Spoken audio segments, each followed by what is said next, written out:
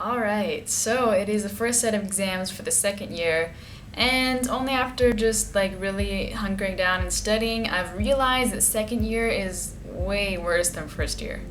It is a lot harder, especially mainly because of pharmacology. And also, the subjects aren't even they're interesting, but I think first year's subjects were more interesting. Anyways, I got a Red Bull. You guys knew this was coming. And I've not had a Red Bull ever since my last exam, which was about 5 months ago.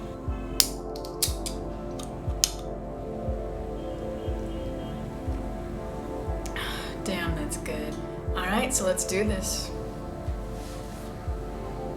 Alright, so it's actually pretty good. I'm pretty surprised. I think I just got lucky with the questions though. But it was microbiology, and to me that topic is really just monotonous and boring and just not interesting at all. But let me give you guys a little advice. It's called the game plan for success, and it works for me, and I know it'll work for you guys too. So no matter what you're studying, whether it be in medical school or wherever you are, whatever you're doing, if it's boring in any way, you're not even gonna wanna even try to read it and try to even remember what's going on. So here's what you gotta do.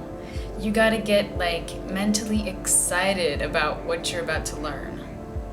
Even if it's the boringest thing ever, if you just pretend to be excited about it, you can trick your brain into actually being excited about it, and then you can study it more efficiently and you will retain more information. That's how I survived microbiology, and I know it'll help you guys too in whatever you're studying. So I'm about to go to my pharmacology exam, and believe me that when you hear people say that in med school they cover so much so quick, they're talking about pharmacology. My hopes are not high because there's so much. I studied it all and I know it all, but my hopes are still not high. Alright.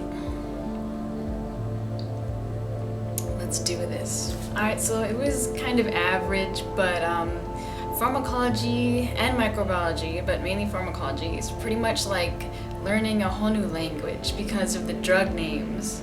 It's just pure memorization of the drug names, and trust me, there's so much, and then there's so many things that can be mixed up, especially the side effects. And so there was a question called enalapril that was a short note today, and I knew what it was, but it was just, I had it so mixed up with everything else I studied because I studied so much. You have no idea how much portions they gave us. But yeah, I knew what it was, but I just got it mixed up with a lot of other drugs, and especially the side effects.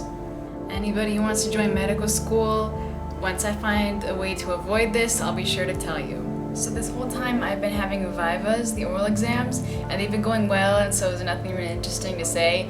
But today, something happened. It was forensic medicine, and the teacher I got was really strict and really scary. And usually it's just one-on-one with the teacher and you, but today, they did it weird. They did it with 5 students and the teacher. So he asked me a question, and I explained it to him, and I explained it right, but he misunderstood me, and he just gave me this glare and just shook his head at me, and I'm just like, oh my god, I was freaking out. I was experiencing violent palpitations. I could feel my heart beating in my throat and throughout my whole body.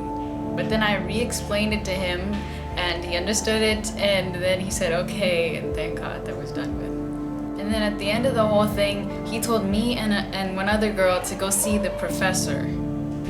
Oh my god, I'm freaking out. I'm like, what did I do? Did I do something wrong? And me and this other girl totally going crazy and everything.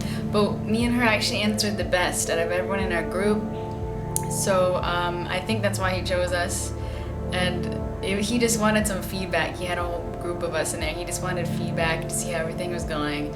And it ended up being fine. So right now it's my lunch break, and then I have forensic written theory after lunch, and I think it should be kind of easy, so I'm not that worried. I'm not even gonna drink a Red Bull. That's how not worried I am. Alright, so check this out. Those questions came out of nowhere.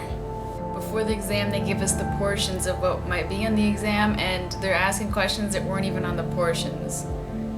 So just so you guys know, forensic medicine usually just consists of medical laws and ethics and death, and how as doctors should interpret that and deal with that. And so compared to the other classes, this class doesn't seem that important. You know, it's like in pharmacology, we're studying drugs and which drug we're going to prescribe to save the person's life. But here we're just learning about medical laws, like such as one of the questions was privileged communication. If you guys didn't know, I almost never leave my room, especially when we're studying for the exams. But as a medical student, it's actually very important to schedule social time. You can only imagine how crazy it is just to be in a small room all day just studying without any social interaction. So I called my friend to come over to my room so we could have at least 10 minutes of social time, and I'm trying to tell her about this new garlic bread they're serving downstairs in the cafeteria, and nothing about it is funny at all, but I start tripping out, just like hysterically laughing about the garlic bread. I'm trying to tell her how good it is, and I just can't stop laughing. That's what happens when you're alone all day and then you finally see another human being. Now I know how Tom Hanks felt in Castaway when he started talking to a volleyball named Wilson. Alright, I just had my pathology theory and it was pretty good.